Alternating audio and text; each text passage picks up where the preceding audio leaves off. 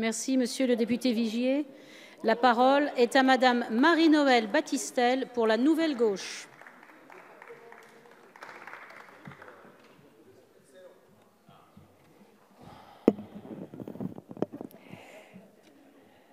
Merci, Madame la Présidente, Monsieur le Ministre, Monsieur le Président de la Commission des Finances, Monsieur le rapporteur général, mes chers collègues. Je ne reviendrai pas sur les éléments de notre résolution abordés par la présidente Valérie Rabault et mon collègue Bricout tout à l'heure. Je vais me concentrer sur ceux en faveur de nos collectivités territoriales et des Outre-mer qui ont un manque de solidarité de l'État et du gouvernement. Ma collègue Christine Pires-Beaune a évoqué précédemment l'autonomie fiscale et financière des collectivités territoriales. Je veux maintenant évoquer la question des dotations, essentielles au bon fonctionnement de notre République décentralisée et à la cohésion de notre pays. Concernant les dotations d'investissement, les annulations de crédits via 2 décrets d'avance ont eu des conséquences dramatiques sur certains territoires où les projets ne peuvent se réaliser sans aide conséquente de l'État. Concernant les dotations de fonctionnement, je veux essentiellement aborder la DGF et toutes ses composantes, dotation forfaitaire et dotation de péréquation.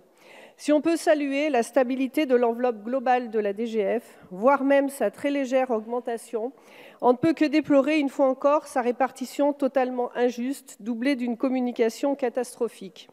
Alors que le président de la République indiquait qu'aucune commune rurale ne verrait sa DGF baisser, quelques jours après, les notifications faisaient l'effet d'une douche froide. 47% des communes de France ont vu leur DGF baisser, dans leur globalité, je précise, trahissant la promesse du chef de l'État. Concernant la péréquation, le gouvernement a fait le choix, dans le PLF 2018, de mettre un terme à la montée en puissance des dotations, notamment DSR et DSU, cette dernière connaissant une augmentation de l'épaisseur du trait. Ce coup d'arrêt à la montée de la péréquation pourrait se comprendre si les inégalités avaient été réduites. Or, vous comme nous savez qu'il n'en est rien.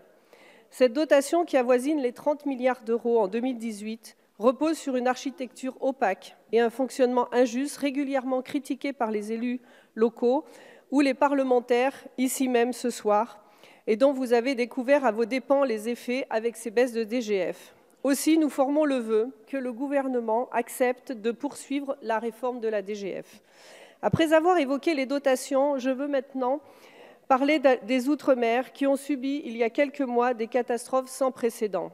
Là encore, Monsieur le Ministre, force est de constater que le principe de solidarité nationale est mis à mal par les choix de redéploiement que vous opérez. Vous le savez, mes chers collègues, 2 ouragans dévastateurs ont touché la Guadeloupe, Saint-Martin et Saint-Barthélemy en septembre dernier. Malgré l'ampleur de la crise et les sommes avancées par les assurances pour couvrir l'indemnisation des sinistrés, le montant du fonds de secours géré par le ministère des Outre-mer est resté inchangé en loi de finances 2018 à hauteur de 10 millions d'euros.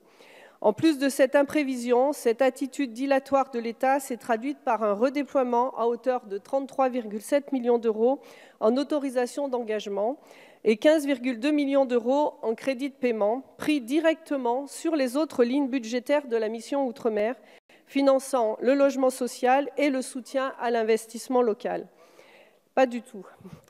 Nous affirmons qu'il revenait pourtant à la solidarité nationale de prendre en charge ces dépenses exceptionnelles. En matière de catastrophes naturelles, il ne revient pas aux seuls Outre-mer de payer pour les Outre-mer. Vous nous justifierez sans doute ces choix budgétaires en nous rappelant que le ministère des Outre-mer est le seul ministère ayant bénéficié de la totalité du dégel de ses crédits et n'ayant subi aucune annulation de crédit en 2017. Au vu de ses besoins et de la crise, permettez-moi de vous dire qu'il est heureux. Monsieur le ministre, nous estimons que le principe de solidarité nationale commande que tout financement de dépenses imprévues au titre de la gestion de catastrophes naturelles et climatiques ne peut exclusivement provenir de crédits initialement fléchés vers des politiques publiques de l'État en Outre-mer. C'est la raison pour laquelle nous vous demandons d'envisager sa revalorisation substantielle et nous plaidons pour que ces crédits qui le constituent puissent être rendus disponibles de manière immédiate pour tenir compte de son réel degré de mobilisation et de l'ampleur des risques naturels, climatiques, volcaniques et sismiques pesant sur ces territoires. Enfin, puisque nous sommes ici pour évaluer votre action, la représentation nationale vous serait gré, Monsieur le ministre, de présenter annuellement et de manière exhaustive l'ensemble des actions de financement des aides d'urgence mobilisées dans le cadre des interventions et indemnisations réalisées en cours d'année dans les Outre-mer. L'enchevêtrement des dispositifs Fonds de secours, Fonds Barnier, crédits du ministère de l'Intérieur, FSUE, nuit en effet à l'évaluation et au contrôle des politiques menées. Mes chers collègues, pour toutes ces raisons, je vous appelle toutes et tous à adopter la proposition de résolution proposée par le groupe Nouvelle Gauche. Je vous remercie. Merci, Madame la députée.